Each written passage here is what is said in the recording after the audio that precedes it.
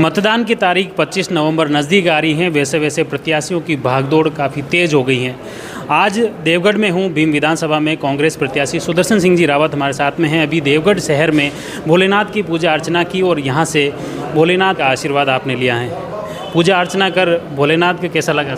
बहुत अच्छा लग रहा है और जनता की सेवा करी और आज भोलेनाथ का आशीर्वाद लेकर के पिछले 1 महीने से हम चुनाव प्रचार में चल रहे हैं। बहुत ही उत्साह का माहौल है। आज देवगढ़ का जनसंपर्क भोलेनाथ की पूजा करके शुरू कर रहे हैं। शहर का जनसंपर्क बहुत अच्छी सफलता मिलेगी और जनता में सरकार के विकास कार्यों का और भीम देवगढ़ में हुए विकास कार्यों का बहुत उत्साह है। ग्रामीण क्षेत्र का लगभग दौरा पूरा हो चुका है। आज शहर में रोड शो? जी हाँ, आज देवगढ़ शहर में है और कल भीम शहर में रहेगा। ऑलमोस्ट 450 गाँवों में जाकर के आ गया हूँ, इसलिए अब ग्रामीण क्षेत्रों का दौरा ऑलमोस्ट कंप्लीट हो चुका है। पूरा जो दौरा अब तक का हुआ है उसका क्या अनुभव रहा? भागदौड़ सुबह से देर रात तक जो आपका रहा शेड्यूल। देखिए, 5 साल जो काम किया उसको जनता ने पहचाना, ये सबसे बड़ा अनुभव रहा और एक प्रेरणा मिली है कि अगले कार्यकाल में अगर जनता जिता के भेजेगी तो इससे भी ज़्यादा ऐतिहासिक काम करेंगे। भाजपा की ओर से स्टार प्रचारक के रूप में मोदी जी की सभा होने वाली है कल। भारत के प्रधानमंत्री का एक विधायक होने के नाते स्वागत करता हूँ, परंतु मुझे मालूम है कि भारतीय जनता पार्टी के तरकश के जितने तीर थे, जब सब खत्म हो जाते हैं तभी मोदी जी को बुलाया जाता है। हमारे लिए तो ये गौरव का विषय है कि कांग्रेस के कार्यकर्ताओं का उत्साह, क्षेत्र का उत्साह इतना ज़्यादा रहा है कि भारतीय जनता पार्टी को इस बात के बारे में सोचने पर मजबूर होना पड़ रहा है कि देश में नंबर 1 उनके नेता मोदी जी देवगढ़ आ रहे हैं। विधायक के तौर पर उनका स्वागत करता हूँ।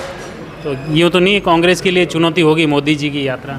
हमने काम किया, हमको किसी तरह की कोई चुनौती महसूस नहीं हो रही है। हमको हमारे पे भोले बाबा का आशीर्वाद है, मातेश्वरी का आशीर्वाद है और हमारे मतदाताओं का आशीर्वाद। हम बहुत कॉन्फिडेंस के साथ में चुनाव लड़ रहे हैं और चुनाव इसलिए लड़ रहे हैं कि विकास के मुद्दे पर चुनाव लड़ रहे हैं और हम लोग जानते हैं, हम अंतिम मतदाता तक गए हैं।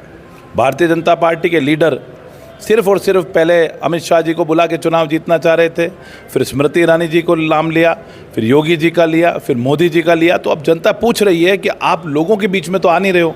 हरी सिंह जी ने 200 गाँव का भी दौरा नहीं किया, हम 450 गाँव में आ गए। कई गाँव में मैं पूछ रहा हूँ कि भाजपा उम्मीदवार आए क्या आपके पास समर्थन लेने? बोले नहीं।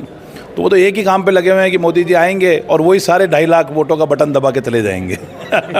एक काफ़ी हॉट इश्यू है देवगढ़ का, चंबल को लेकर जो बड़ा प्रोजेक्ट है वो काफ़ी चर्चाओं में भी है। इस आपकी सभाओं में भी चंबल की चर्चा हो रही है, तो बीजेपी की सभा में भी हो रहा है।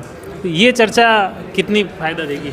यही तो कांग्रेस के विकास का मॉडल है कि हमारी सभाओं में तो चर्चा हो तो हमारा काम है, पर चिंतित विपक्ष, चिंतित उम्मीदवार उस चंबल का नाम अब ले रहे हैं जो 20 साल तक 4 बार चुनावों की मीटिंग्स में आए, 4 बार सांसद के चुनाव लड़ाने भी आए, 8 बार बड़े बड़े चुनावों में गांव ढाणी गए, एक बार भी चंबल का नाम तक नहीं लिया।